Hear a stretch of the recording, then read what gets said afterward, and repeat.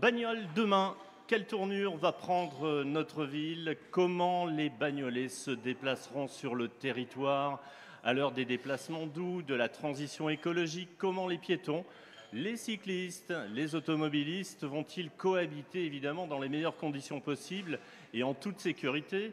Quel bilan peut-on d'ores et déjà dresser sur les transports en commun? On va parler tout à l'heure de l'IO, Hugo, le TER bien sûr.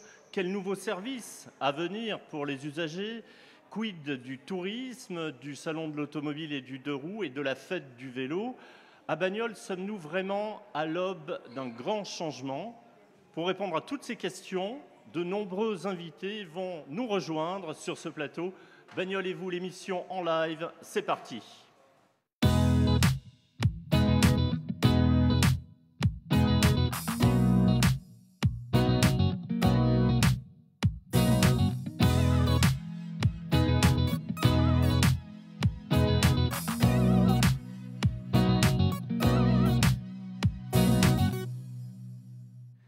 Une émission en live avec la participation de TV Sud, Justine Dorier, bonjour. Bonjour Alain, on est en direct des Halles de la 16 ce matin.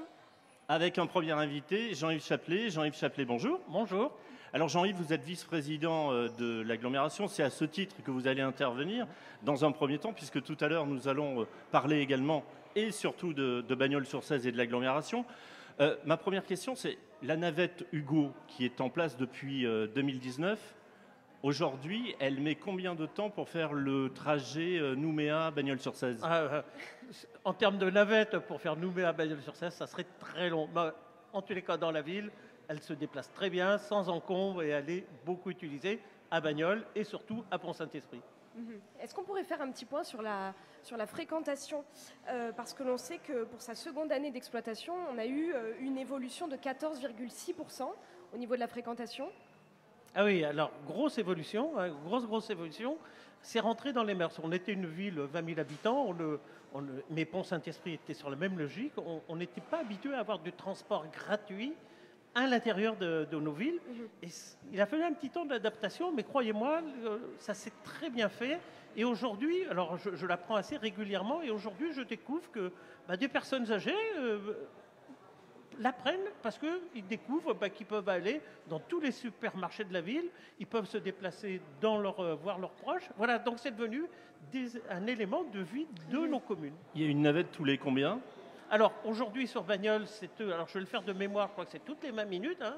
Toutes les 20 minutes, vous avez une navette qui vient vous chercher. Qui fait tout le tour de la ville. Qui fait tout le tour de la ville. Il y a 2 circuits et au même rythme sur Pont-Saint-Esprit.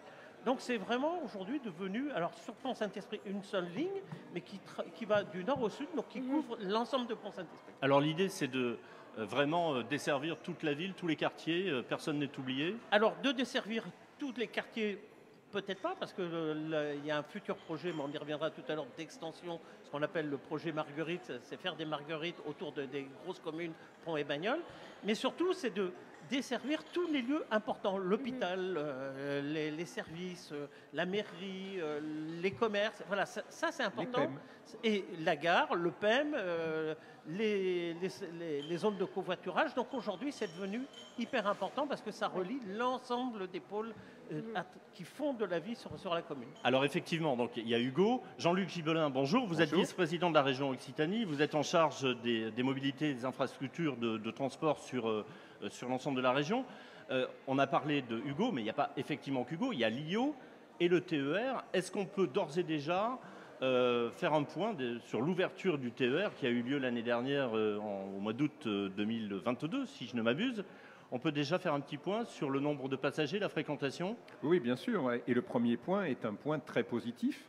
Nous sommes sur une moyenne qui a été sur l'ensemble de l'année à 250 voyageurs jour, avec en particulier sur l'été des journées à plus de 400, notamment les samedis.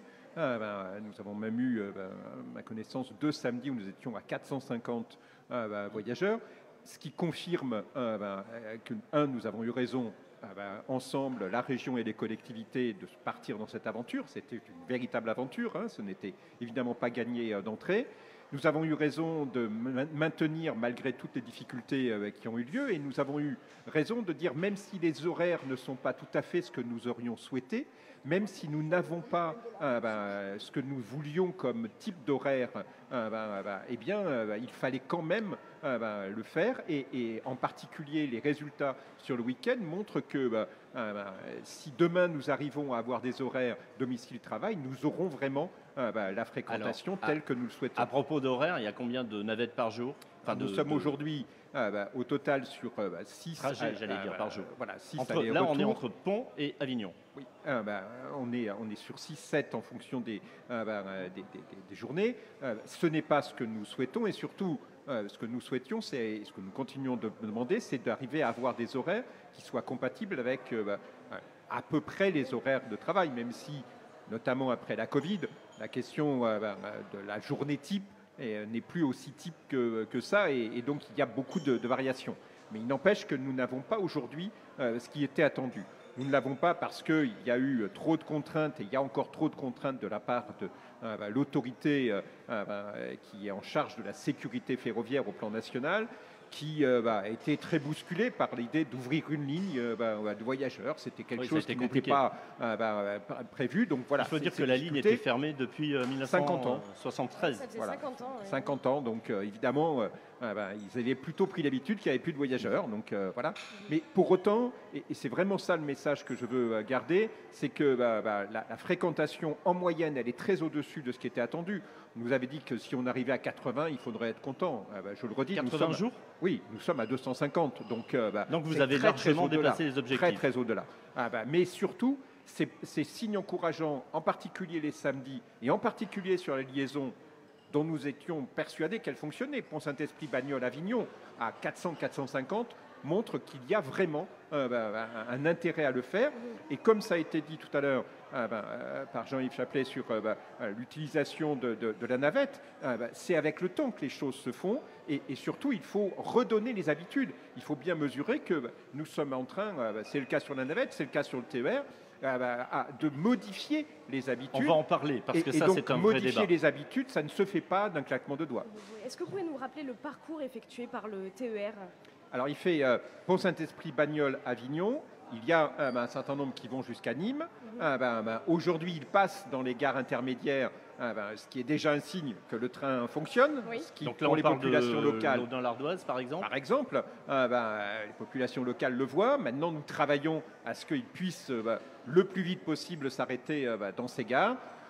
Les embûches continuent, puisque maintenant l'autorité environnementale nous demande d'avoir une étude sur l'impact de l'arrivée du train.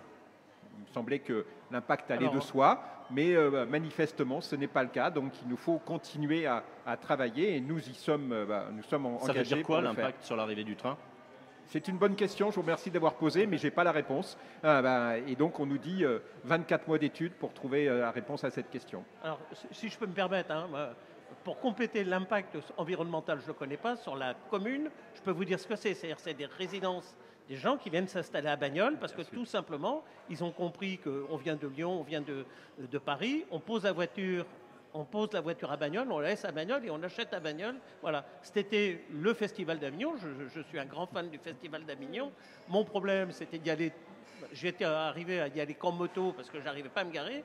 Là, cet été, je suis allé au Festival d'Avignon tout l'été avec mon épouse en train. Voilà, c'est ça aussi. Quand Jean-Luc dit on change nos habitudes, c'est qu'il faut changer nos habitudes. Et on n'a pas d'autre moyen de le faire que de s'inscrire dans le temps.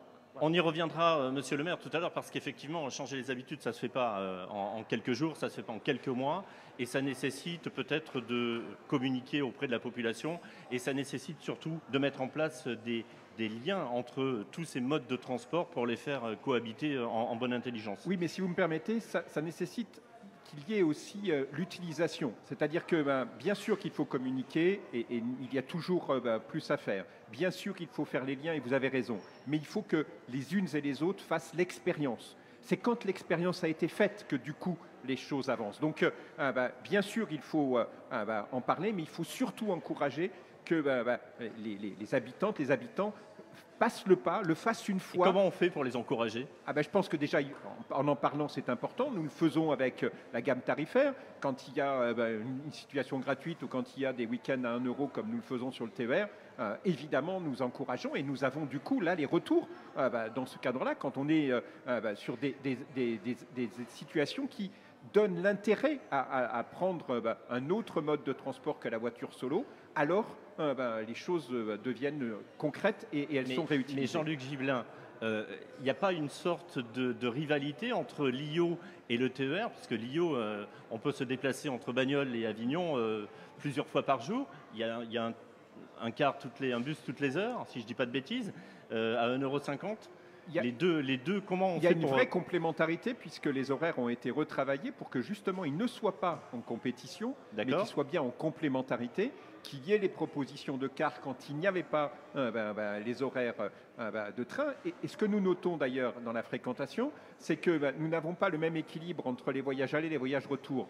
Pas parce que les gens restent, ils ne reviennent pas, mais tout simplement parce qu'ils cumulent les deux types de transport et qu'il y a de plus en plus d'usagers qui font un voyage en car et un voyage en train en fonction des horaires. Et c'est ça l'intérêt, et c'est là où du coup on a vraiment passé l'étape de se dire des habitudes aujourd'hui, c'est que je réfléchis au transport en commun, je réfléchis à un mix de propositions qui me permettent d'avancer. Et c'est tout l'intérêt des pôles d'échange multimodaux qui sont justement de travailler à l'intermodalité entre les différents modes. L'idée n'est pas de remplacer la voiture solo par un mode unique qui serait le beau mode, mais bien de remplacer la voiture solo par un mix de solutions qui font que dans ce cadre-là, l'usager pioche en fonction des moments pour pouvoir le faire. C'est vrai pour la navette, c'est vrai pour le car, c'est vrai pour le train, c'est vrai pour le vélo, c'est vrai pour les véhicules intermédiaires. Et c'est ça, je crois, vraiment la marque de fabrique des transports d'aujourd'hui et de demain. Oui, tout à fait, Monsieur Gibelin. Vous venez de parler des PEM, donc les pôles d'échange multimodaux. Il va y en avoir un, il y en a un à Bagnols-sur-Cèze. Où est-ce qu'il est? En quoi ça consiste? Il y en a deux sur le territoire. Il y en a un qui est à Pont-Saint-Esprit, qui a été inauguré il y a quelques temps, qui a nécessité des gros investissements d'une part de la région, de l'agglo, mais aussi de la commune. On a le deuxième qui vient de commencer à Bagnols-sur-Cèze, juste à côté, en face de la gare. Donc c'est encore une zone à Bagnols qui est en train de se transformer. Il y en a d'autres, mais celle-ci est profondément en train de se transformer. Et surtout, ça devient, dans les deux cas, ça devient le point d'ancrage des transports. C'est-à-dire qu'en devant le pôle d'échange multimodaux, bien sûr, on voit l'aménagement urbain, c'est ça qui choque le premier, c'est ça qu'on voit en premier. Mais derrière, c'est là que tout le nœud des communications doivent se faire. Là, on doit retrouver le bus, comme tu disais, Jean-Luc, on doit retrouver le train, on doit retrouver les pistes cyclables, on doit retrouver le covoiturage, on doit retrouver les navettes. C'est le point d'accroche. Je veux me déplacer, le point d'accroche, il est là, et à partir de là, je peux rayonner jusqu'en Nouvelle-Calédonie. Voilà, alors donc, si on simplifie, je peux partir de chez moi, je prends mon vélo ou mon véhicule automobile, je vais me déplacer... Pardon? Ou j'y vais à pied, effectivement. D'ailleurs, moi, je me déplace plutôt à pied, parce qu'à Bagnols, on a cette chance-là de pouvoir tout faire à pied. On en reparlera également tout à l'heure. Mais c'est vrai que donc l'idée, c'est de se déplacer jusqu'à ce pôle d'échange multimodal. Et là, on fait le choix d'emprunter l'IO, d'emprunter le TER, d'aller sur Avignon, d'aller sur Nîmes, de faire du covoiturage. Le vrai pari, il faut comprendre ça, le vrai pari... Et on peut se garer aussi? On pourra se garer, on peut se garer. Le vrai pari de nos sociétés aujourd'hui, le vrai pari, c'est le pari du transport. Aujourd'hui, si on veut avoir on a un transport de qualité. Ça veut dire qu'on est capable de faire du transport qui respecte l'environnement, et ça veut dire qu'à contrario, on évite que nos sociétés... Si on n'est pas capable de développer ça, on sait fort bien que dans l'avenir, nos sociétés ne pourront moins se transporter et donc elles resteront refermées sur elles-mêmes. Et le pari du transport est vraiment celui qu'on doit gagner, tant au niveau communal qu'au niveau de l'agglo, du département et de la région et de l'État. C'est ça l'avenir. L'avenir, le vrai pari, il est derrière ça. Alors, il y a ça effectivement, et puis tout ça, ça met en lien ce qui est important. On parle de transition écologique. Donc l'idée, effectivement, c'est que notre empreinte carbone soit la plus faible possible. Donc si j'ai bien compris, vous allez être aussi des facilitateurs parce qu'il faut accompagner les bagnolaises et les bagnolets, mais aussi tous les habitants de l'agglo, à utiliser ces différents modes de transport, à les faire coexister et puis à faire en sorte qu'on puisse à la fois utiliser le vélo, le train et le bus. Ça va au-delà, ça va au-delà. C'est-à-dire que j'habite l'Occitanie, là, à 20 km, on est en PACA. Ça veut dire que mon titre de transport, il est valable en Occitanie, ça veut dire qu'il est valable en PACA. C'est ça qu'il faut comprendre. C'est-à-dire que quand on dit faciliter le transport, le vélo, il n'y a pas que ça, il y a le côté aussi où on simplifie la vie de chacun. Et c'est un peu ce pari interrégion, il est important. Oui, voilà, Alain a parlé du fait d'être des facilitateurs. Comment est-ce qu'on va faire pour changer justement les habitudes des gens? Alors, comment c'est possible? De ce point de vue, comme ça vient d'être indiqué, ça passe par le fait que les collectivités se parlent à l'intérieur de la région. Nous l'avons fait avec les projets qui sont portés conjointement agglo, commune, région. Et nous le faisons aussi à l'échelle interrégionale, puisque nous avons à la fois des partenariats avec la région PACA, notamment sur la réouverture du TER, parce que venir à Avignon, c'était évidemment aller en PACA. Nous l'avons aussi avec la région Aura, parce que pas très loin d'ici, nous sommes dans des liaisons qui circulent aussi avec la région Aura. Et il y a des liaisons de cars qui permettent de venir du sud de l'Ardèche jusqu'à Bagnoles et à Avignon. Ça se fait tous les jours. Donc c'est important de travailler ces aspects-là et c'est important d'augmenter l'offre aussi en la matière pour pouvoir avoir ces circulations qui existent parce que les bassins de vie ne sont pas limités aux frontières géographiques bien sûr. De telle ou telle collectivité. Ici, nous en sommes un exemple. On est au carrefour de l'Ardèche, de la Drôme, du Vaucluse, on est dans le Gard et effectivement de trois les régions. Donc, se déplacent à la fois dans les trois régions et sur l'ensemble des départements. Donc nous avons de vrais partenariats avec les services de transport des régions concernées pour qu'il y ait la possibilité de l'interconnexion entre les différents modes de transport. Monsieur Gibelin, merci. Je rappelle que vous êtes vice-président du Conseil régional. Vous êtes chargé des infrastructures. Votre titre exact? Des mobilités. Les mobilités pour toutes et tous et les infrastructures de transport. Pour toutes et tous, et ça c'est important. Merci d'être venu sur ce plateau ce matin. Merci à vous, merci de l'invitation. Merci Jean-Luc de ta présence. Jean-Yves Chaplet, on va revenir sur un thème qui m'est cher, mais voilà, on va expliquer ce dont il s'agit. Avec Justine, on se posait la question encore la semaine dernière. On a parlé de la ville du quart d'heure. Alors la ville du quart d'heure, c'est un concept qui est assez vague comme ça, mais on va le détailler, on va l'expliquer. C'est quoi la ville du quart d'heure? Alors, la ville du quart d'heure, c'est la prose de M. Jourdain. C'est-à-dire qu'on le faisait à Bagnoles, mais sans le savoir. On faisait de la prose sans le savoir. La ville du quart d'heure, c'est globalement ce que vous venez de dire tout à l'heure. Je suis à Bagnoles, je suis dans le centre de Bagnoles, et quel que soit l'endroit où je veux me déplacer, où je veux communiquer, parce que ça dépasse le déplacement, où je veux communiquer, je suis à moins d'un quart d'heure.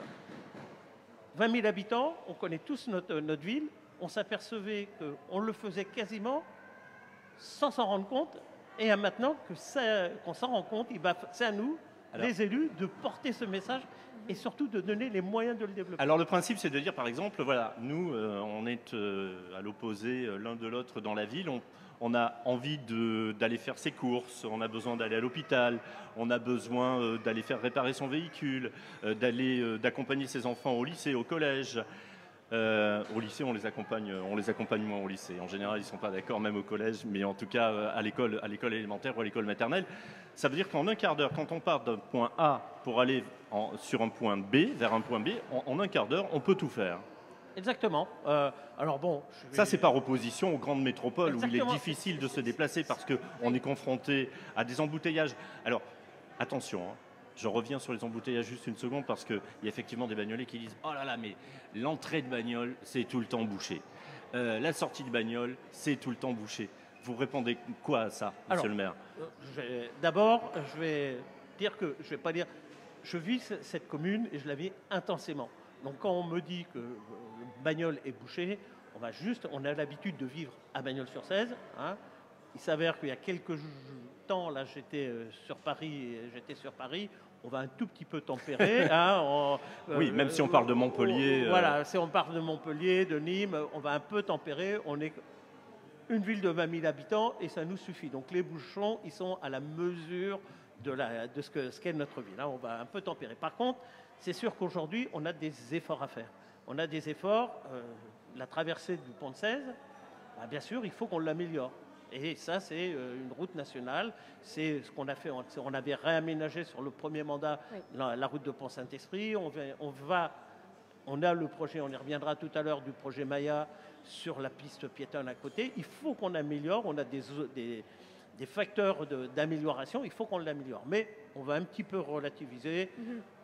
Alors revenons sur la ville du quart d'heure. Voilà. Revenons sur la ville du quart d'heure. Donc l'idée, on se déplace d'un point A à un point B. Ça, quelque part, c'est un peu une incitation pour aller chercher des familles qui sont à l'extérieur, qui sont dans des grandes villes. Alors c'est vrai que dans des grandes métropoles, on a une offre culturelle qui est très large. On peut se permettre d'aller voir des grands concerts. Enfin, quand on veut sortir, il y a une multitude de possibilités. Bagnols-sur-Cèze joue un peu le contre. Comment dire on est à l'opposé de ça, mais en présentant finalement d'autres arguments et d'autres avantages. Exactement. C'est-à-dire que je me déplace, je pense que tout le monde le sait, je me déplace en vélo en permanence. Voilà. La réalité, c'est, comme vous venez de le dire, si je vais aller faire mes courses, si je vais aller, y compris sur des villes proches d'autour de Bagnols, me déplacer en vélo, j'ai moins d'un quart d'heure. Hein, y compris, je sais que je vais faire sauter, mais Chusclan est à moins d'un quart d'heure en vélo. Hein, Chusclan. Donc, aujourd'hui, on a une carte à jouer autour de ça. C'est sûr, comme vous venez de le dire, on n'est pas une grande métropole et on ne sera jamais une grande métropole. Quand j'entends certains me dire à Bagnols, il faut qu'il y a qu'à, oui, très bien, on a un lycée, on a 4 collèges, on a des supermarchés, on a un hôpital. Voilà, vous avez parlé justement d'améliorer la ville. L'améliorer, ça passe par des transformations. L'attractivité de notre commune n'est pas de faire plus. L'attractivité, c'est de faire mieux. C'est-à-dire d'avoir une qualité de vie à Bagnols qui attire les gens. Tout à l'heure, je parlais avec, il y avait Jean-Luc qui était là pour parler du TER qui arrive à Bagnols, mais c'est aussi ça notre qualité de vie. C'est-à-dire, on vient à Bagnols, non pas parce qu'on va trouver du grand spectacle, on sait qu'on pourra aller à Pont-Saint-Esprit, à Avignon, qu'on pourra aller à Nîmes, on vient pour une qualité de vie et à nous de faire en sorte que cette qualité de vie, elle soit présente. Alors justement, pour la qualité de vie, la transformation de la ville a bien commencé. Je pense notamment à la place Bertin-Boissin. Vous avez fait de nombreux travaux pour améliorer la ville. Oui, on fait des travaux, pas pour faire des travaux. On fait des travaux, et c'est très bien qu'on en parle, pour que chacun trouve sa place au sein de la cité. Oui. Christian en parlera tout à l'heure, mais tous nos aménagements sont pour améliorer la qualité de vie, avoir un meilleur déplacement, avoir plus de sécurité dans mes déplacements, à faire en sorte que ma ville s'adapte aussi au changement climatique. Donc en permanence aujourd'hui, c'est ça, nos aménagements ils sont autour de ça. Éviter d'avoir retrouvé un urbanisme à peu près sérieux. Je ne vais pas parler de l'ancien Monoprix, mais j'y suis passé tout à l'heure. De voir une friche commerciale disparaître en plein centre-ville, croyez-moi, et de voir un projet qui sera derrière, qui est un projet autour de la revitalisation, c'est important. Faire de l'aménagement urbain, c'est important. Refaire la salle de la pyramide, qui est la salle de culture de Bagnols qui datait de Mathusalem, la refaire, ça c'est de l'attractivité. C'est tout ça, développer les urgences à l'hôpital, c'est important. On est aujourd'hui dans une phase, alors je le dis régulièrement à ceux qui sont autour de moi en rigolent encore, il n'y a pas de CAP, de BEP ou de diplôme d'ingénieur d'attractivité d'une ville. Ce que je sais, c'est que ce sont 1000 choses qu'il faut qu'on met en œuvre pour qu'il fasse bon vivre à Bagnols. Alors quels sont les aménagements justement que vous prévoyez? Parce que là on parle de la place Bertin-Boissin, de la friche de Monoprix. On va revenir sur les mobilités. Quels sont les aménagements qui sont prévus pour les cyclistes et les piétons et les automobilistes? On va laisser Christian répondre à ça. Bonjour. Effectivement, alors je ferai un petit retour en arrière. On se rappelle tous, les anciens Bagnolais se rappellent tous de la fameuse place Bourgneuf, où à l'époque, il y a encore pas si longtemps que ça, tout était confondu. L'automobile, le vélo, on ne savait pas trop où se situer dans cet espace, jusqu'aux cérémonies patriotiques qui étaient englobées autour de voitures. C'était quand même assez compliqué. Donc ça, c'est quelque chose qui est important à se rappeler, car comme disait Monsieur le maire, depuis lors, dans tous les projets de rénovation urbaine, nous faisons place aux vélos, aux piétons, nous faisons place à tout le monde. Attention, on ne veut pas faire une ville anti-voiture, on est bien d'accord? Pas du tout, justement. Le but, c'est que tout le monde s'y retrouve à sa place, en toute sécurité. C'est pour cela qu'effectivement, il y a des aménagements qui sont faits avec de l'espace piéton, de l'espace cycliste. Nous parlerons, je pense, de ces fameuses trottinettes. Voilà, alors on peut parler des trottinettes, mais c'est vrai qu'on est tout un chacun. On est à la fois cycliste, piéton et automobiliste. Oui. Je ne sais pas si vous faites de la trottinette, mais on peut aussi parler... non, je n'en fais pas. On peut aussi parler des trottinettes. Donc l'idée, c'est de faire cohabiter tous ces modes de transport. Oui, tout à fait. Oui. En toute sécurité, on est bien d'accord. En toute sécurité, c'est pour cela qu'il y a des couloirs, qu'il y a des espaces, et nous parlerons, je pense, de l'apaisement des vitesses.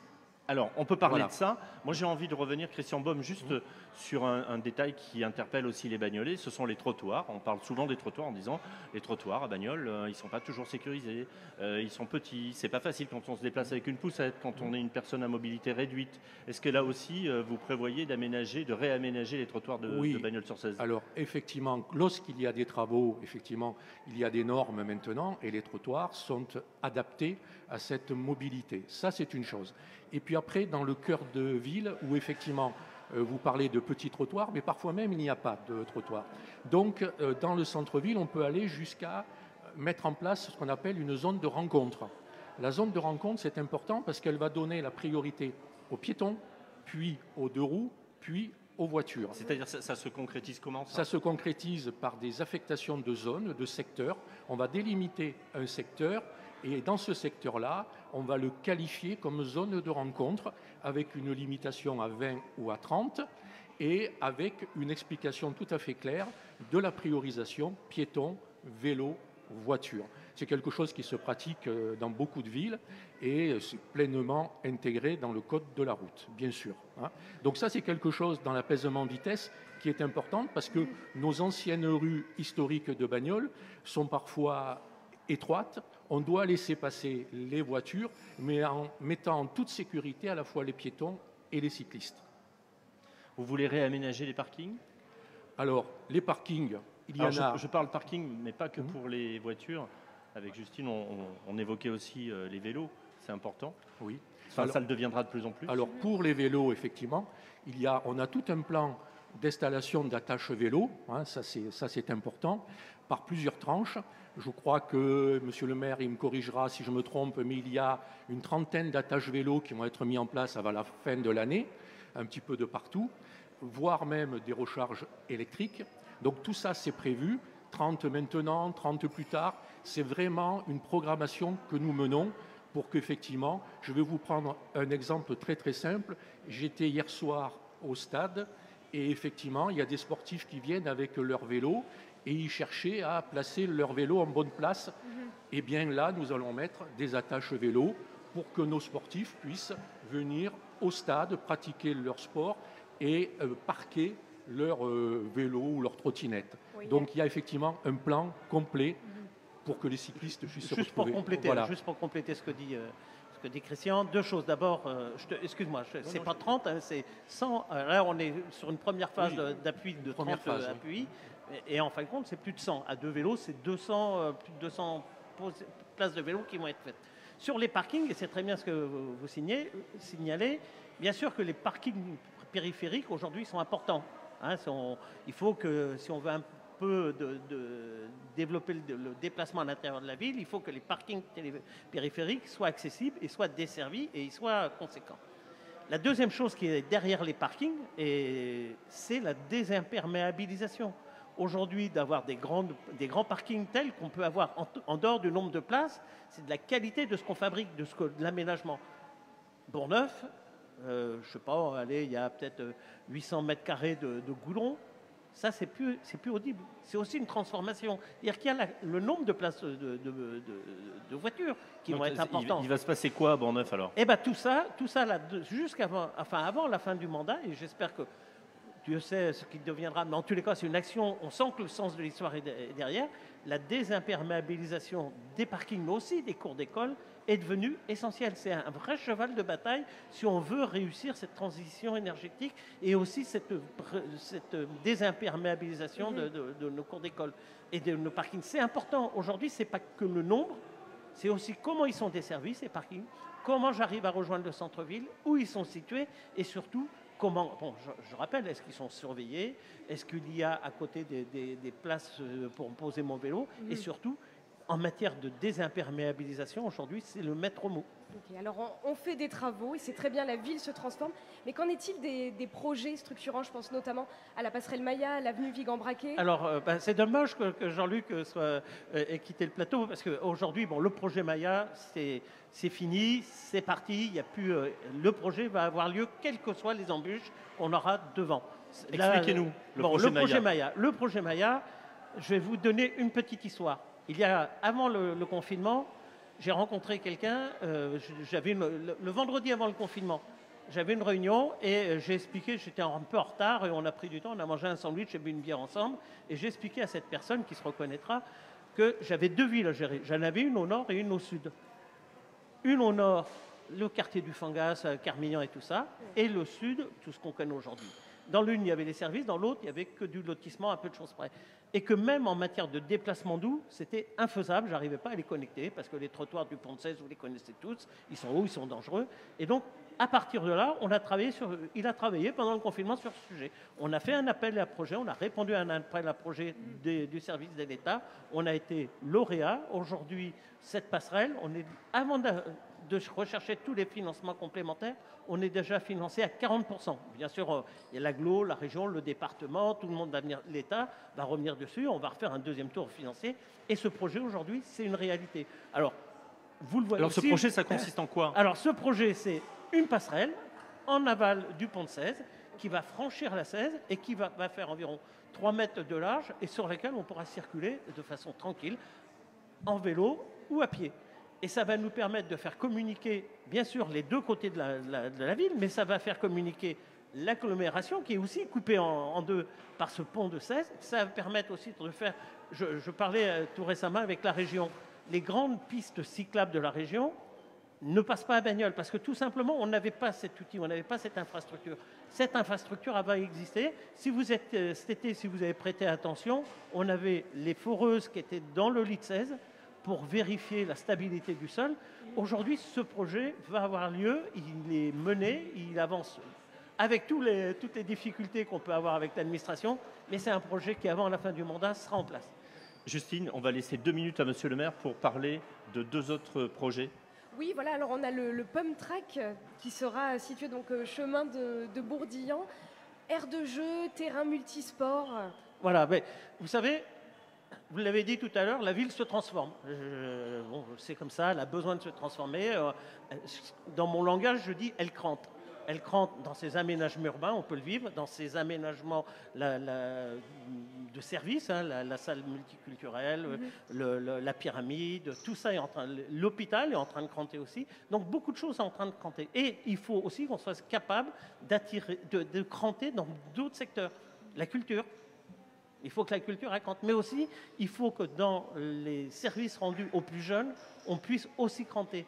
Aujourd'hui, on avait un skatepark qui était peu utilisé. Bon, je suis un papy, hein, donc j'écoute, je pratique pas le pump track.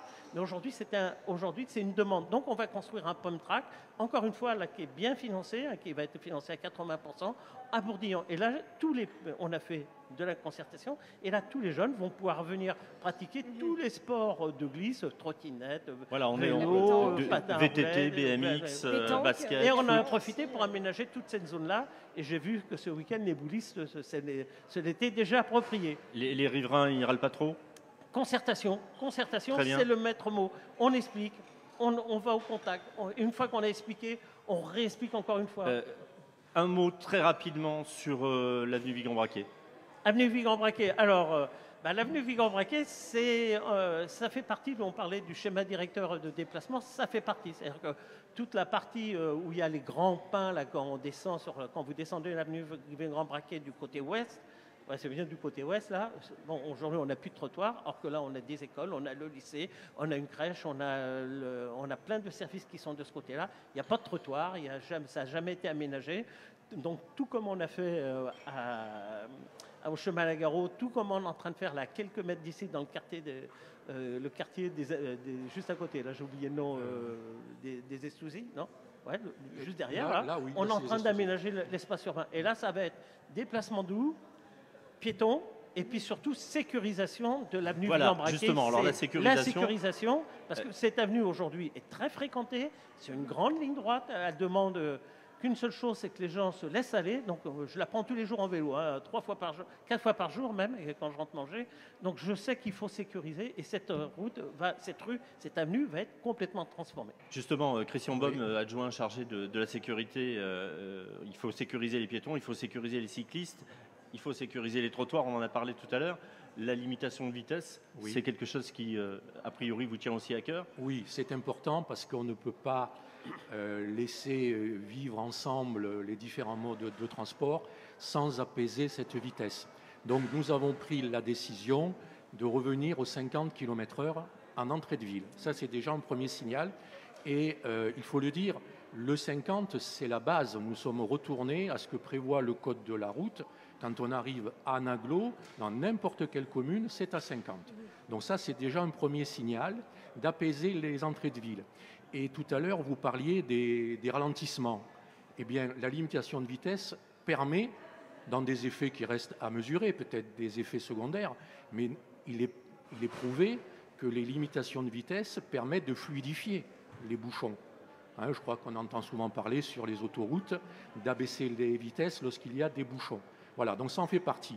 Mais de manière plus globale, en centre-ville, également, il faut donner une lisibilité claire. C'est pour ça que nous avons encore des tronçons à 50 ou à 70 sur la périphérie. Nous allons les abaisser à 30. Et je parlais aussi tout à l'heure des zones de rencontre. Vous savez ce que vont dire les bagnolets? Vous savez ce que vont dire les bagnolets? Ils vont dire que c'est encore un moyen de nous verbaliser. Non, du tout, du tout. Alors ça, effectivement, ça passe par de la pédagogie, ça passe par de la prévention. Je crois qu'il faut aussi se rappeler, on vient de vivre, nous, des réunions de quartier. Nous avons fait 25 ou 30 réunions de quartier. Je puis vous assurer, et tous les élus qui ont participé à ces réunions de quartier peuvent le dire, il y a une thématique récurrente. Tout le temps, les gens demandent un apaisement des vitesses. Dans leur quartier, ils trouvent que toujours ça va trop vite. Vous savez, on disait avant, souvent, on va dépasser la vitesse avant. Maintenant, c'est la vitesse est dépassée, je crois. Donc il faut vraiment veiller à cette chose-là. On va conclure là-dessus, sur cette très belle phrase. Jean-Yves Chaplet, Christian Baume, merci d'être venu sur ce plateau. Merci. On va marquer une petite pause et puis on se retrouve dans un instant.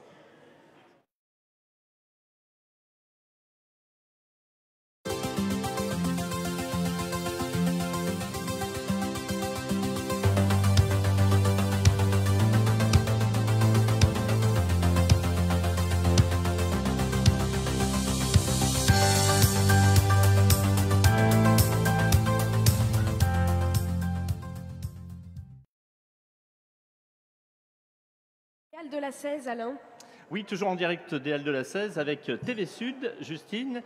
Et ce matin, nous recevons, donc évidemment, on parle mobilité, évidemment, on évoque les grands changements à venir à Bagnols-sur-Cèze.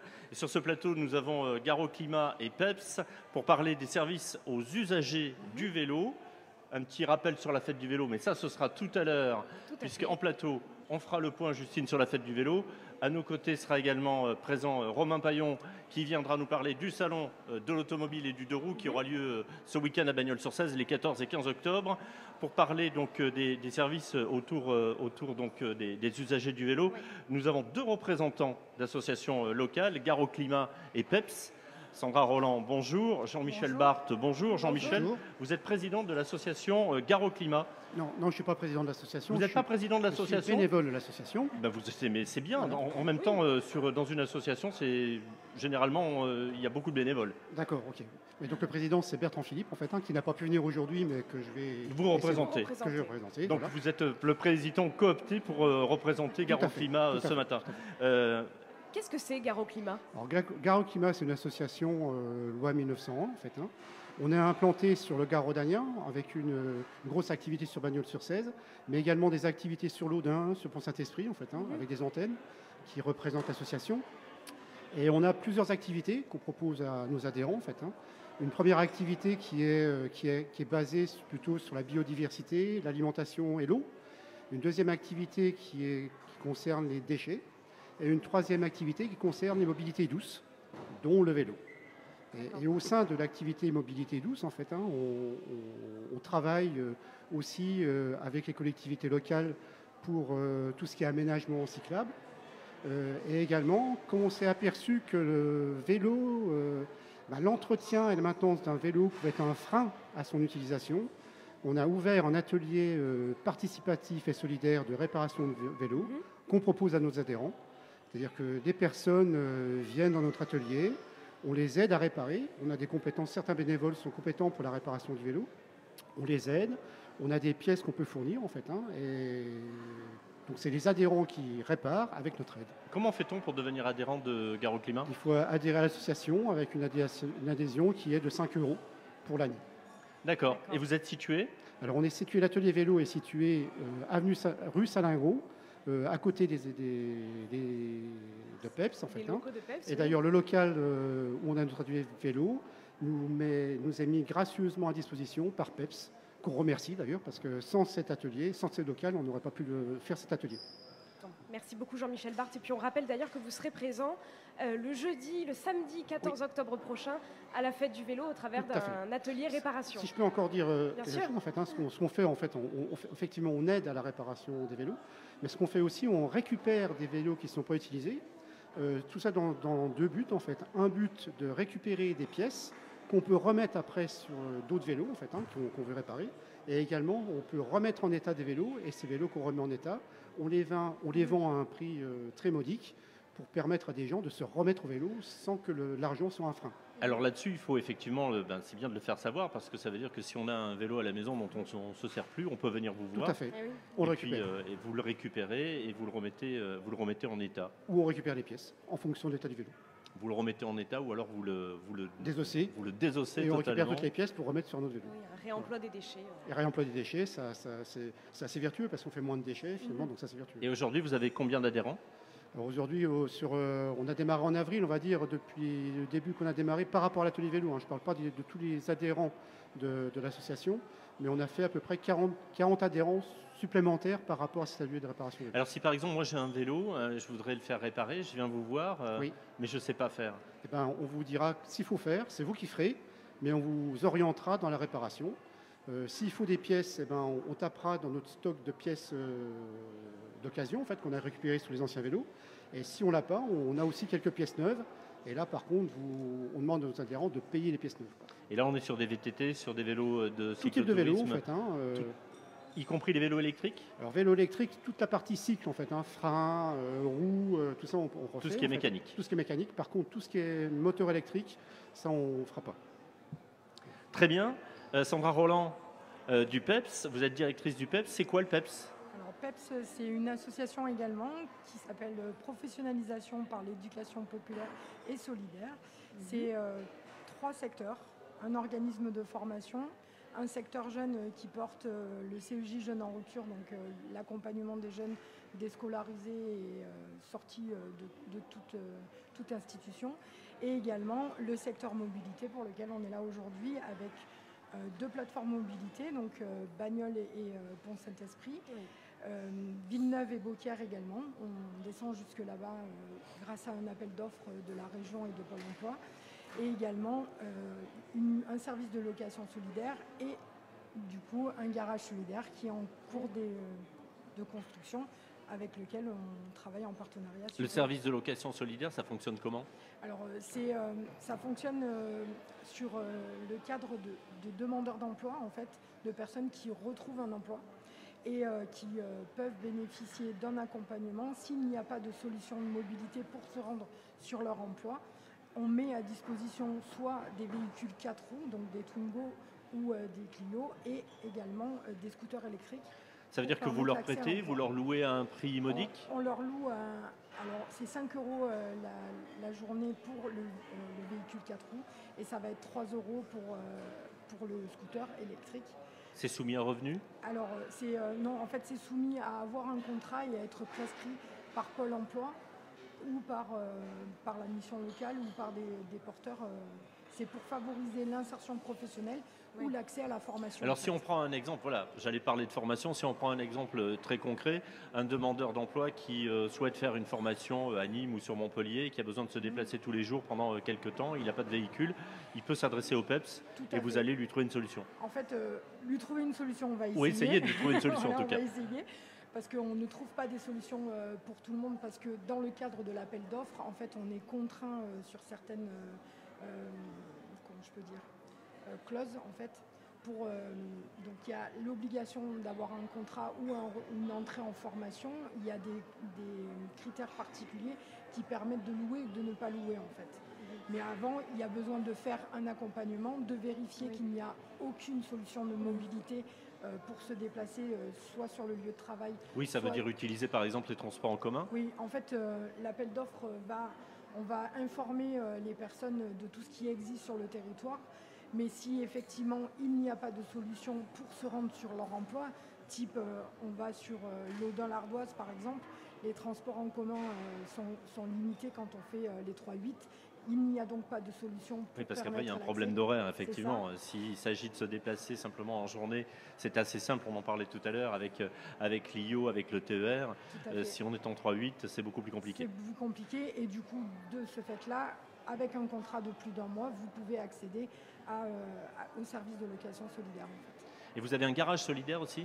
Ah, on est en train de le construire. Vous êtes en train de le construire. Alors c'est un peu le même principe que Gare au Climat, mais pour réparer des voitures? Alors en fait, ça sera effectivement pour des personnes en difficulté socio-économique qui roulent régulièrement. On fait le constat que les personnes roulent régulièrement avec des voitures qui ne sont pas très opérationnelles, et de ce fait qui mettent en danger la vie d'autrui.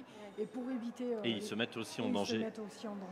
Et pour éviter cela, on essaye de construire un garage qui permettra à des personnes en difficulté socio-économique de pouvoir réparer leur véhicule, en fait.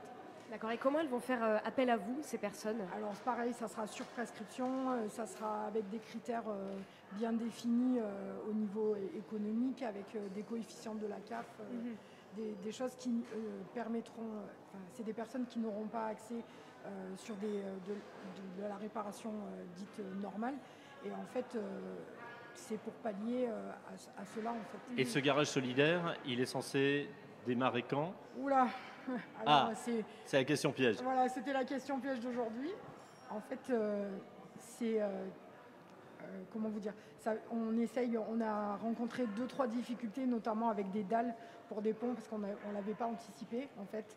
Donc il a fallu qu'on mette les dalles et qu'on fasse construire les dalles pour assurer la sécurité des ponts. Là, on rencontre des difficultés pour acheter le matériel, parce qu'il y a des délais qui sont monstrueux. Donc là, je ne vais pas m'avancer sur les délais. D'accord. Qui accompagne le PEPS dans toutes vos opérations? Alors, on est très soutenu. Alors, le service de location solidaire et le garage solidaire a été financé par le plan France Relance. D'accord. Où on a bénéficié d'une aide de l'État qui était juste énorme. Il y en a eu pour, je crois que c'est 173 000 € qui a été investi à travers PEPS pour les bénéficiaires, en fait. Et du coup, on est aussi très soutenu par la DETS et par toutes les institutions. Et on vous trouve également rue Roger Salingros, oui. le PEPS. Juste à côté de l'association Gare au Climat. Juste à côté de Gare au Climat, Jean-Michel Barthes et Sandra Roland. Si vous travaillez ensemble, c'est parfait. Oui, vous m'aviez tout à l'heure laissé penser que vous ne vous connaissiez pas, mais pas du tout. Vous êtes très proches, et même vous êtes très proches, effectivement, géographiquement. Merci d'être venu sur ce plateau ce matin. Je rappelle que nous sommes toujours en direct donc des halles de Bagnols-sur-Cèze avec TV Sud. Justine, tout va bien? Tout va très bien, Alain, on continue, on poursuit On l'émission. continue et nous allons recevoir maintenant Florence Canel. Florence Canel qui est directrice de l'Office de tourisme Provence-Occitane. Et évidemment, quand on parle d'attractivité, on parle systématiquement de tourisme. Oui. Florence Canel, bonjour. Bonjour à vous. Bonjour. L'Office de Alors, tourisme, Florence Canel, dites-nous tout. dites-nous, qu'est-ce que l'Office de tourisme Provence-Occitane et où Alors, est-ce qu'il est? L'Office de tourisme Provence-Occitane est l'émanation de tourisme pour accueillir, informer, promouvoir le territoire, mais aussi coordonner les pros et les acteurs du tourisme. L'Office de tourisme Provence-Occitane, en fait est une marque de destination. D'accord. Donc l'Office de tourisme agit à tous ces niveaux touristiques à l'échelle du Gard-Rhodanien. Mais il a été choisi en 2017 de donner un nouveau nom à cette destination qui est devenue donc Provence-Occitane. D'accord. Donc il a vocation... Provence-Occitane, c'est un nom un peu plus sexy que un peu plus l'Office porteur, de tourisme. voilà, un peu plus Il y a le côté attractif. On parlait provençal. d'attractivité, le but est vraiment de donner le meilleur aperçu de notre offre touristique. Et bien sûr, on sait qu'il n'en manque pas sur notre territoire d'attractivité. Et puis au niveau de la localité, Alors l'Office de tourisme est donc cette structure qui a toutes les missions que je vous présentais et qui est composée de plusieurs points d'information sur le territoire. d'accord. Donc on trouve un point d'information touristique à Aiguez, mais également à Goudargues, à Pont-Saint-Esprit et ponctuellement à Bagnols. Ok.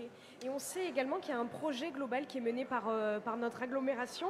C'est celui du développement des infrastructures de tourisme qui permettent de promouvoir notre région. Alors, il y a un projet très en lien avec les activités de pleine nature, Oui. rattaché à ce pôle attractivité et aménagement du territoire. Pour développer cet aspect du territoire, il y a plusieurs points, plusieurs piliers sur notre territoire en termes d'attractivité touristique qu'on a identifiés et qu'on valorise du mieux possible pour justement attirer un maximum de fréquentation sur notre territoire. Et les activités de pleine nature font partie de... On allait en fait parler, partie de- effectivement. voilà. Les activités de pleine nature, le VTT, le VAO, promouvoir les sentiers aussi Exactement, qui, la qui marche, sont, la rando. qui sont sur le territoire. Ils sont nombreux, ces sentiers? Alors il y a effectivement plusieurs centaines de kilomètres de sentiers de randonnée. Le but c'est évidemment de développer toutes ces possibilités. Alors il y a un projet qui partira depuis 2023 jusqu'à 2025 pour développer toutes ces activités de pleine nature. Donc on parlait de vélo, on parle également de VTT, on parle de trail, on parle parle de marche. d'activités, on parle de marche, on parle également d'activités d'eau vive. Voilà, plusieurs représentations possibles sur notre territoire avec un développement prévu dans les années à venir. Est-ce que vous avez des exemples de sentiers VTT ou en randonnée? Alors justement, je suis venue avec... Ah, vous êtes venu avec tous les oui, documents, alors, les je suis venue flyers, avec les quelques dépliants. documents.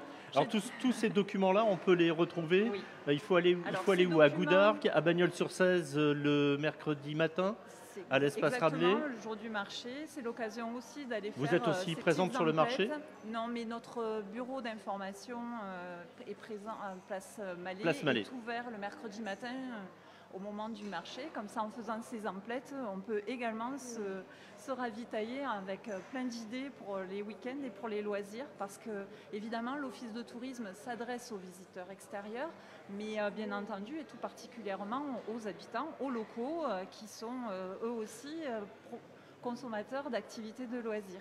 On peut Donc- retrouver aussi, excusez-moi Florence Canel, on peut retrouver aussi toutes ces informations sur un site internet. Exactement, tout à fait. Toutes L'adresse nos du site internet? informations sont sur provenceoccitane.com. Tout attaché? Non, Provence-Occitane, attaché, en minuscule.com. D'accord. Exactement.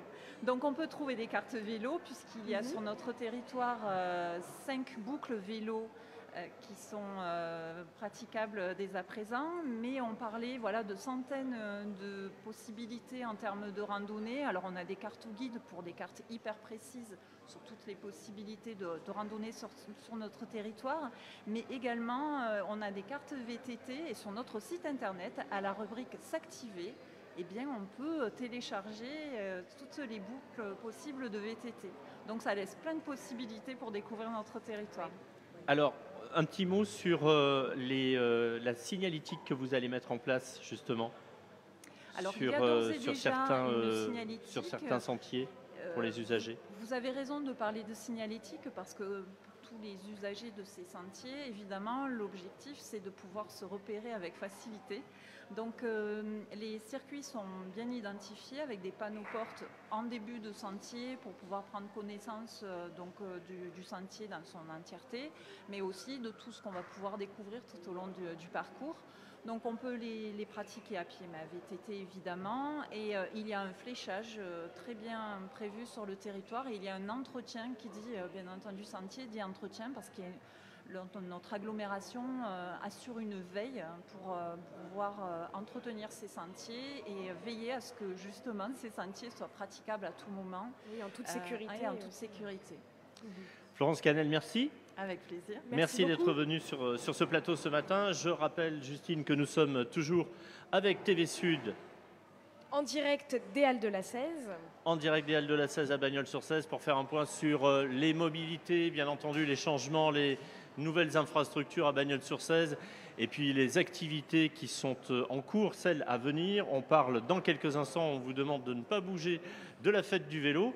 Et nous allons sans tarder faire un point sur le salon de l'automobile et du deux roues, puisque en parallèle de la fête du vélo se déroulera donc le salon de l'automobile et du deux roues. La 28e édition. Il s'agit de la 28e édition du salon de l'automobile et de la 2e édition du salon de l'automobile et du deux roues. Tout à fait. Donc, et pour en parler, nous avons Romain Paillon qui est Romain présent Paillon. avec nous sur Bonjour Romain.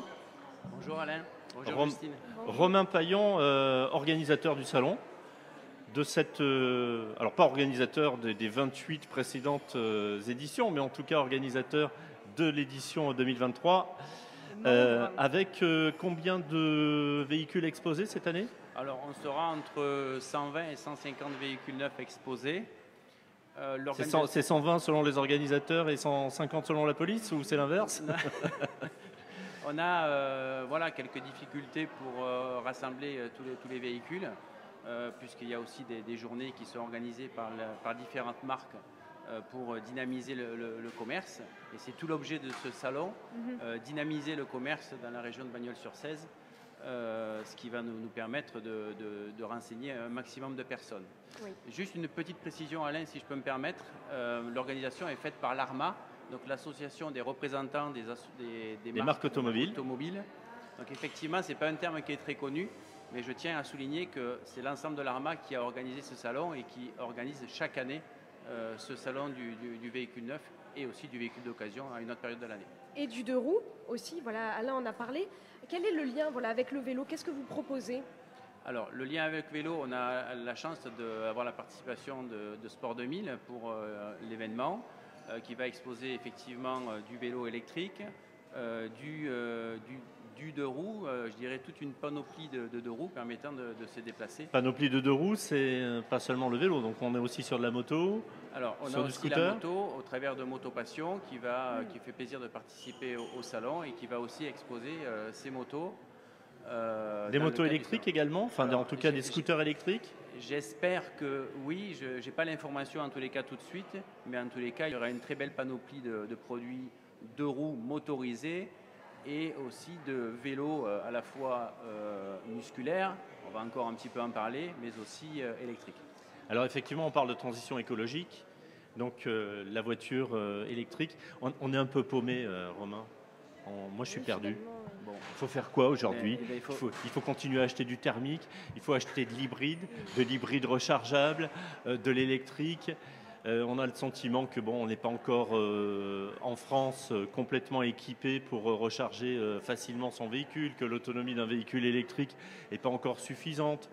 Qu'est-ce qu'on peut répondre? Parce que là, vous allez conseiller aussi les bagnolaises et bagnolais, les gens qui arrivent de l'extérieur, de l'ensemble de l'agglomération. Vous allez leur donner quoi comme conseil? Alors la remarque tout d'abord est pertinente. Effectivement, on constate effectivement beaucoup de questionnements au travers qu'est-ce qu'il faut que je prenne comme véhicule pour pouvoir bouger aujourd'hui. Tout dépend des besoins, j'imagine. Mais tout dépend des besoins. Donc il y a plusieurs travaux qu'il va falloir mener, nous, à notre niveau, pour accompagner la transition écologique. C'est d'une part que nos commerciaux commencent à analyser comment vivent les clients pour leur adapter la solution de mobilité la plus adaptée. Effectivement, la meilleure pour leur portefeuille et pour leur façon de se déplacer. Ça, c'est un premier élément. Donc ça, c'est un premier changement dans nos activités commerciales. Et deuxième changement, c'est effectivement faire preuve de pédagogie. On en a parlé avec Monsieur le maire tout à l'heure. La pédagogie est vraiment au centre de cette transition, puisqu'il va falloir expliquer quelles sont les différentes techniques, parce que techniquement, il y a quand même beaucoup d'évolutions. Les constructeurs ont mis beaucoup d'argent sur la table pour pouvoir gérer cette transition écologique. Donc, il va falloir faire un travail de pédagogie. Et justement, il va falloir venir au salon. La seule réponse que je peux vous dire, c'est venir au salon.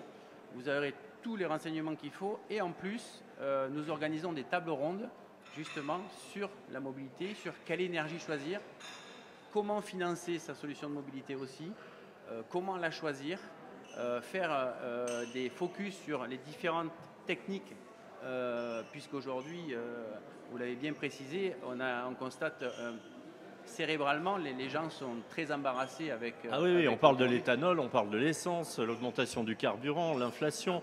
Les véhicules électriques restent encore relativement chers, même si effectivement il y a des aides de l'État. C'est très compliqué. Il y a aussi sur le marché la potentielle arrivée des Chinois, avec une offre qui sera peut-être élargie, différente. Donc tout ça, c'est quelque chose que vous appréhendez comment? L'arrivée des Chinois, effectivement, on va l'appréhender, mais je pense qu'on va les battre, les Chinois, il n'y a pas de problème. Il faut savoir encore une fois que les marques ont mis beaucoup d'argent sur la table en termes d'investissement technique et de recherche concernant les véhicules. Donc aujourd'hui, on va arriver à des véhicules qui vont consommer quasiment autant qu'un diesel. Les autonomies vont fortement augmenter aussi en full électrique. Et effectivement, on va arriver à accompagner les clients dans leur mobilité. Mais encore une fois, il va être très important d'identifier le besoin, identifier ce que souhaite le client, comment bouge le client, comment il vit, pour pouvoir lui adapter la meilleure solution. Et derrière, effectivement, il y a l'aspect pédagogique au travers des tables rondes que l'on va travailler pour expliquer. Dans le giron hybride, il y a plein de choses qui sont dedans, donc on va essayer d'éclaircir tout ça. Et en tout cas, vous serez là pour conseiller les visiteurs. Voilà. Je dirais que le salon de l'auto et les associations des représentants de l'automobile à Bagnoles ont cœur de vouloir conseiller le client, de vouloir l'accompagner dans sa mobilité. Et bien évidemment, on est là pour vendre des autos, mais je dirais que cette année en particulier, en liaison avec effectivement la journée du vélo, on est vraiment dans un travail de pédagogie et dans un travail qui va nous permettre de conseiller le client. Et comment l'accompagner aussi financièrement, parce que tout le monde n'a pas les moyens de s'offrir un véhicule électrique neuf. Aujourd'hui, ça c'est une vraie préoccupation. Alors là, on est sur le mode d'achat, effectivement, ça fera l'objet aussi d'une table ronde. Mais effectivement, aujourd'hui, la location s'ouvre à la fois sur le véhicule neuf, mais aussi sur le véhicule d'occasion, ce qui permet de répondre à toutes les strates économiques de la population. Donc là, on est plus effectivement axé sur le véhicule neuf, mais il y a aussi cette dimension-là de comment financer ou comment générer l'achat d'un véhicule hybride ou électrique. Est-ce que les délais sont toujours aussi longs pour recevoir un véhicule neuf? Alors, il y a quelques mois ou encore une année ou deux? C'est une très bonne question, mais les délais ont bien réduit aujourd'hui. Depuis le Covid, hein. Alors le Covid, et puis après le Covid, il y a eu effectivement une crise sur les composants électroniques que nous connaissons tous. Aujourd'hui, c'est révolu.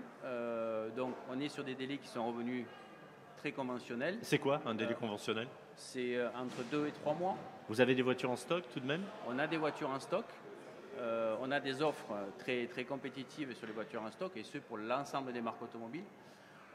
Donc effectivement, il y a des voitures en stock, mais outre le fait qu'effectivement nous ayons des délais qui soient réduits, il ne va pas falloir se tromper dans ce qu'on va amener au client et ce qu'on va lui conseiller. Le client est très exigeant et il a raison de l'être. Si on le conseille pas correctement, effectivement, il va nous le reprocher et il va nous dire mais vous n'avez pas compris ce que je souhaitais. Donc effectivement, on est dans une autre dimension de la vente de véhicules qui ne s'arrête pas à la vente, qui effectivement nécessite de comprendre l'usage que fait le client avec son véhicule. Il y a 19% des ventes de véhicules neufs électriques en France. À Bagnols, c'est le même chiffre?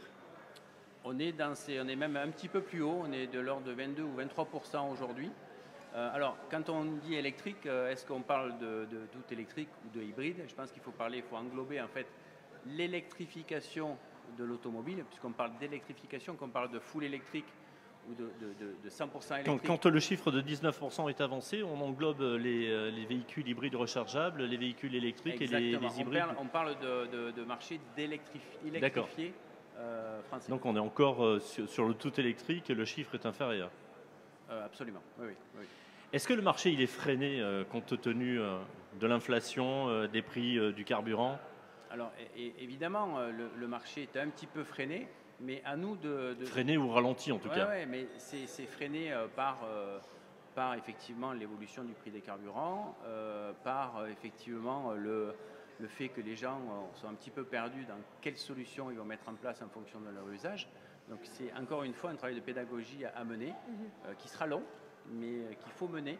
Nous, c'est notre responsabilité de mener cette opération. Voilà, pédagogie durant laquelle vous pourrez parler lors du salon de l'automobile et du deux roues. Est-ce qu'il y aura des animations prévues pour les enfants, pour les plus grands? Alors effectivement, les enfants auront la joie de découvrir l'ensemble des autos, pourront effectivement se restaurer sur le salon. Ils pourront aussi voir, on a monté un partenariat avec Lazare Ronde 16 pour qu'on puisse montrer ce que ces personnes peuvent faire, montrer les véhicules de compétition qui seront aussi présents. Donc ça, c'est la nouveauté du Salon de l'Auto, puisqu'on a fait en sorte d'obtenir des véhicules de compétition pour pouvoir les exposer et les montrer aux jeunes comme aux plus âgés. Romain Paillon, il y a encore des affaires à faire dans l'automobile parce qu'effectivement, on dit le marché de l'occasion a explosé. L'électrique, c'est très cher. Est-ce qu'on peut encore faire des affaires intéressantes sur des modèles X ou Y? Absolument. Les marques travaillent beaucoup sur le design, travaillent beaucoup sur effectivement leur politique de positionnement prix. Il y a des belles affaires à faire. Il faut savoir que l'automobile reste, et j'espère qu'il restera longtemps, comme un plaisir aussi.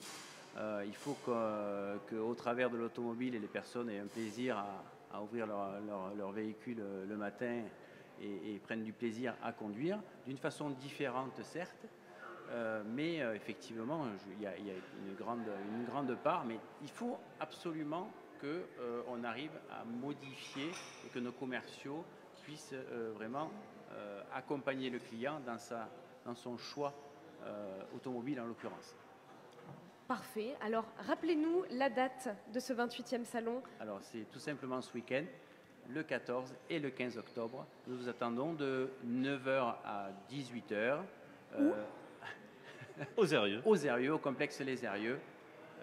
À Bagnols-sur-Cèze. À Bagnols-sur-Cèze. Okay. Merci Romain Paillon. Merci beaucoup. Merci Justine. Merci Alain. Un petit point sur la fête du vélo. Tout de suite après une petite vidéo.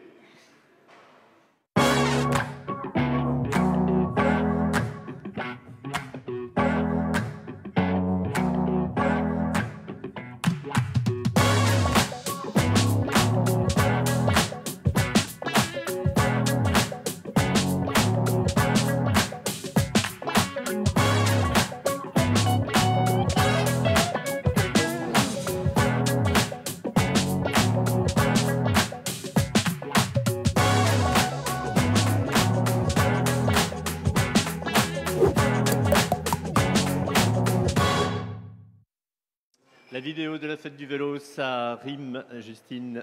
Et oui, elle est belle ça celle-là rime, aussi. Alain. C'est très beau, bravo. Bon, la fête du vélo, ça se déroule Eh ben, ce week-end, Alain, voilà, en parallèle du 28e salon de l'automobile et du deux roues. Alors, pas sur les 2 jours, il faut être précis. Non, uniquement le samedi 14 octobre, Alain, c'est ça. De 9h à 17h. De 9h à 17h, sur le boulevard Lacombe, juste à côté, voilà, ici à Bagnols-sur-Cèze. Et donc, c'est la 2e édition de la Fête du vélo, mais cette année, la marche s'invite, Alain. C'est la fête du vélo et de la marche, donc.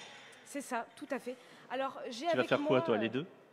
Je pense que je vais faire de la marche. Ah d'accord, ok. Mais en tout cas, j'y serai, je serai présente.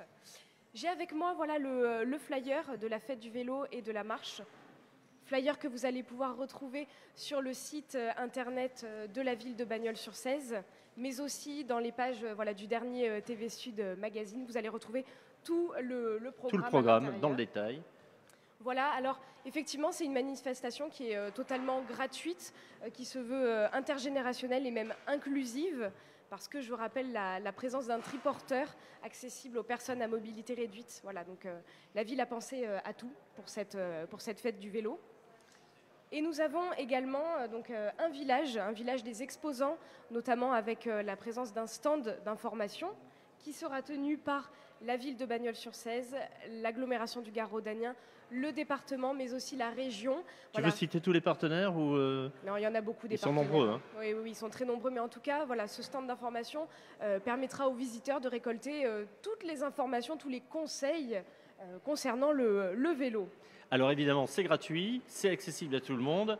C'est de 9h à 17h, on le rappelle, au boulevard Lacombe à Bagnols-sur-Cèze. Vous avez aussi les détails en appelant le 04 66 50 3 fois. Les réseaux sociaux, donc le site de la ville, le site de TV Sud, le flyer qui est distribué un petit peu partout. Et puis, j'oublie rien, l'espace buvette. Alors l'espace buvette, voilà, qui sera tenu par... J'oublie pas l'espace buvette en général, je ne sais pas pourquoi. Ben voilà, l'espace buvette sera tenu par le comité des fêtes de la ville. Et pour le côté restauration, on pense bien sûr à tous nos commerçants bagnolais. Voilà, donc eh bien, on va conclure là-dessus. C'était un plaisir de vous retrouver pour cette édition en live de Bagnols et vous, l'émission avec TV Sud. Plaisir partagé, Alain. En direct, Justine, des Halles de la Cèze. Tout à fait. Et on vous dit à très bientôt pour une nouvelle édition Bagnols et vous, l'émission. En attendant, prenez soin de vous.